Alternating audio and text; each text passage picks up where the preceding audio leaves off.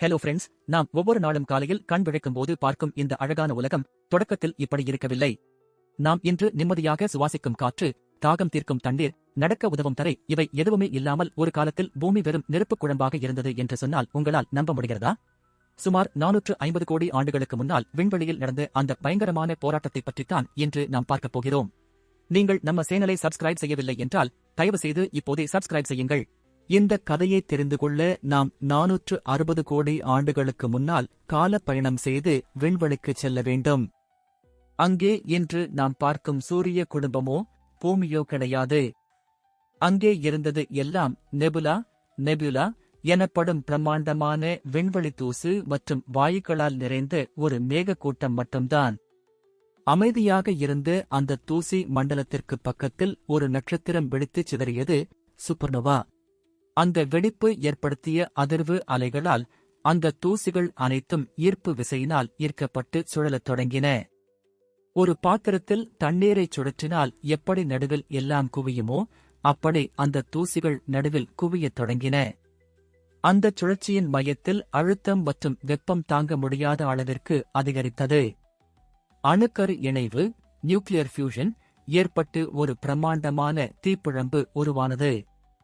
அதுதான் நமது சூரியன்.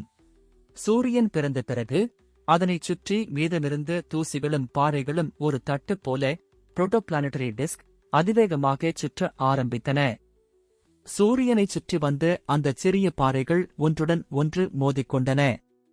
ஈர்ப்பு விசையினால் அந்த பாறைகள் மெல்ல மெல்ல ஒட்டிக்கொண்டு பெரிய பாறைகளாக மாறின. கோடிக்கணக்கான மோதல்கள் மற்றும் இணைப்புகளுக்குப் பிறகு நமது சூரிய குடும்பத்தின் கோள்கள் உருவாகத் தொடங்கின. அப்படி ஒரு பாறை உருண்டையாகத்தான் நமது பூமி பிறந்தது. பிறந்த புதிதில் பூமி ஒரு அழகான கோள் கிடையாது. அது ஒரு நரகத்தைப் போல இருந்தது. விண்வெளியில் இருந்த விண்கற்கள் இடைவிடாமல் பூமியின் மீது மோதிக்கொண்டே இருந்தன.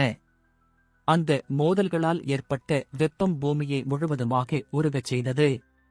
பூமி அப்போது கொதிக்கிற லாவா கடலால் மூடப்பட்ட ஒரு நெருப்பு பந்து. பூமி உருகிய நிலையில் இருந்தபோது ஒரு முக்கியமான விஷயம் நடந்தது. அதிக எடையுள்ள இரும்பு மற்றும் நிக்கல் போன்ற உலோகங்கள் ஈர்ப்பு விசையினால் பூமியின் மையப்பகுதிக்கு கோர் சென்றன. எடை குறைவான பாறைகள் மேலே மிதந்து ஒரு கவசம் போல மாறின. இதுதான் பூமியின் அடுக்குகளை உருவாக்கியது.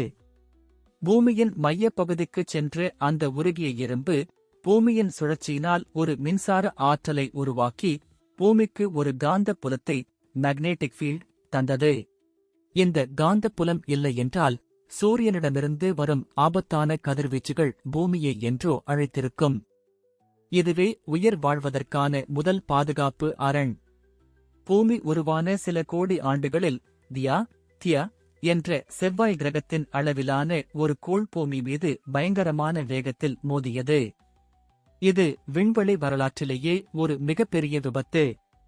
இந்த மோதலில் பூமியின் ஒரு பகுதி சிதறி விண்வெளியில் தெரித்தது.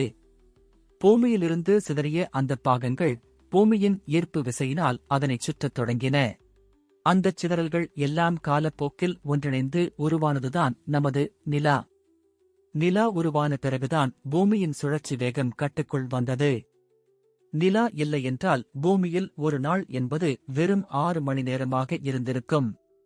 மோதல்கள் குறைந்து காலம் செல்லச் செல்ல பூமி மெல்ல மெல்ல குளிரத் தொடங்கியது. பூமியின் மேலோடு கிரஸ்ட் கெட்டியாக மாறியது. ஆனால் பூமியின் உட்புறத்தில் இன்னும் வெப்பம் அதிகமாகவே இருந்தது. அந்த வெப்பம் எரிமலைகளின் வழியாக புகையாகவும் நச்சு வாயுக்களாகவும் வெளியே வந்தது. எரிமலைகளிலிருந்து வெளியே வந்த கார்பன் டை ஆக்சைடு, நைட்ரஜன் மற்றும் நீராவி ஆகியவை பூமியைச் சுற்றி ஒரு போர்வையைப் போல படர்ந்தன. இதுதான் பூமியின் முதல் வளிமண்டலம். ஆனால் அப்போது நம்மால் சுவாசிக்கக்கூடிய ஆக்சிஜன் அதில் ஒரு துளி கூட இருக்கவில்லை. பூமிக்கு தண்ணீர் எப்படி வந்தது என்பது இன்னும் ஒரு பெரிய விவாதம்தான். ஒரு பலமான கருத்தின்படி விண்வெளியிலிருந்து விழுந்த லட்சக்கணக்கான விண்கற்களுக்குள் பனிக்கட்டிகள் ஐஸ் இருந்தன. கோடிக்கணக்கான ஆண்டுகளாக விழுந்த இந்த விண்கற்கள்தாம் பூமிக்கு தேவையான தண்ணீரை கொண்டு வந்து சேர்த்தன. பூமி மேலும் குளிர்ந்தபோது வளிமண்டலத்தில் இருந்த நீராவி மேகங்களாக மாறின. அங்கே ஒரு பிரம்மாண்டமான மழை பெய்யத் தொடங்கியது. அது சாதாரண மழை அல்ல, பல ஆயிரம் ஆண்டுகள் தொடர்ந்து பெய்த மழை. அந்த மழையினால்தான் பூமியின் பள்ளங்கள் அனைத்தும் நிரம்பிப் பெருங்கடல்கள் உருவாயின. சுமார் 380 கோடி ஆண்டுகளுக்கு முன்னால் ஆழ்கடலுக்கு அடியில் இருந்த எரிமலை துவாரங்களுக்கு அருகே ஒரு அதிசயம் நடந்தது. அங்கே இருந்த ரசாயனங்கள் மின்னல் மற்றும் வெப்பத்தினால் வினைபுரிந்து முதல் ஒரு செல் உயிரி DNA சிங்கிள் செல்ட் ஆர்கானிசம் உருவானது. இதுதான் பூமியின் முதல் உயிர். பல கோடி ஆண்டுகள் கழித்து கடலில் இருந்த சில பாக்டீரியாக்கள், சயனோபாக்டீரியா, சூரிய ஒளியை பயன்படுத்தி உணவை தயாரித்து ஆக்சிஜனை வெளியிடத் தொடங்கின. இது ஆக்சிஜன் புரட்சி என்று அழைக்கப்படுகிறது. மெல்ல மெல்ல வளிமண்டலத்தில் ஆக்சிஜன் அளவு அதிகரிக்கத் தொடங்கியது. ஆக்சிஜன் அதிகரித்ததால் வளிமண்டலத்தின் மேல் பகுதியில் ஓசோன் படலம், ஓசோன் லேயர் உருவானது. இது சூரியனின் ஆபத்தான புற ஊதா கதிர்களை தடுத்தது. ஓசோன் படலம் உருவான பிறகே உயிரினங்கள் கடலை விட்டு நிலத்திற்கு வரும் சூழல் உருவானது. பூமியின் மேலோடு பல தட்டுகளாக டெக்டானிக் பிளேட்ஸ் உடைந்தது. இந்த தட்டுகள் நகர்ந்து கொண்டே இருந்ததால் நிலப்பரப்புகள் பிரிந்து கண்டங்களாக மாறின. ஒரு காலத்தில் எல்லா கண்டங்களும் ஒன்றாக இணைந்து பாஞ்சியா என்ற ஒரே ஒரு பிரம்மாண்ட நிலப்பரப்பாக இருந்தது. பூமி பலமுறை முழுமையாக பனியால் மூடப்பட்டது. இதனை ஸ்னோபால் எர்த் என்று சொல்வார்கள். எரிமலை வெடிப்புகளால் வெளியே வந்த பசுமை இல்ல வாயுக்கள் பூமியை மீண்டும் வெப்பப்படுத்தி பனியை உருக்கின. இந்த வெப்பமும் குளிர்ச்சியும் மாறி மாறி வந்ததே உயிரினங்களின் பரிணாம வளர்ச்சிக்கு காரணமாக அமைந்தது. சுமார் 23 கோடி ஆண்டுகளுக்கு முன்னால் டைனோசர்கள் பூமியை ஆளத் தொடங்கின. அவை பல கோடி ஆண்டுகள் பூமியின் ராஜாவாக இருந்தன. நிலம், நீர், ஆகாயம் என எல்லா இடங்களிலும் ராட்சத உயிரினங்கள் வாழ்ந்து வந்தன. ஆனால் ஒரு விண்கல் மோதலாலும் எரிமலை வெடிப்புகளாலும் அவை மொத்தமாக அழிந்து போயின. டைனோசர்கள் அழிந்த பிறகு சிறிய அளவில் இருந்த பாலூட்டிகள், மேம்மல்ஸ் பெருகத் தொடங்கின. காலநிலை மாற்றம் மற்றும் காடுகள் உருவானது பாலூட்டிகளின் வளர்ச்சிக்கு உதவியது. குரங்குகள் போன்ற உயிரினங்கள் பரிணாமம் அடைந்து மனித குரங்குகளாக மாறின. சுமார் 20 லட்சம் ஆண்டுகளுக்கு முன்னால்தான் மனித இனத்தின் மூதாதையர்கள் தோன்றினார்கள். நெருப்பைக் கண்டுபிடித்ததும் கருவிகளைச் செய்ததும் மனிதனை மற்ற விலங்குகளிடமிருந்து பிரித்துக் காட்டியது. வெறும் 1 லட்சம் ஆண்டுகளுக்கு முன்னால்தான் நவீன மனிதர்களான நாம் ஹோமோசேபியன்ஸ் முழுமையாக உருவானோம். நமது சூரிய குடும்பத்தில் பல கோள்கள் இருந்தாலும் பூமி மட்டும் ஏன் இவ்வளவு அழகாக இருக்கிறது?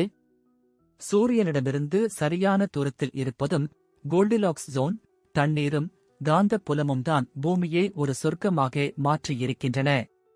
450 கோடி ஆண்டு போராட்டத்தை கடந்து வந்த இந்த பூமி இன்று மனிதர்களாகிய நமது கையில் இருக்கிறது. பல கோடி வருஷங்களாக இயற்கை உருவாக்கிய இந்த சமநிலையை நாம் சில 100 ஆண்டுகளில் குலைத்து வருகிறோம். புவி வெப்பமடைதல் ஒரு பெரிய அச்சுறுத்தலாக மாறியிருக்கிறது. தூசியில் தொடங்கி நெருப்பில் வெந்து மழையில் குளிர்ந்து இன்று பல கோடி உயிர்களுக்கு தாயாக இருக்கும் பூமியின் கதை ஒரு மிகப்பெரிய மிராக்கிள். இந்த பூமியை பாதுகாப்பது நமது கடமை மட்டுமல்ல, நம் சந்ததியினருக்கான ஒரு பொறுப்பு. இந்த தகவல்கள் உங்களுக்கு பிடித்திருந்தால் மறக்காமல் உங்கள் நண்பர்களுக்கும் பகிருங்கள்.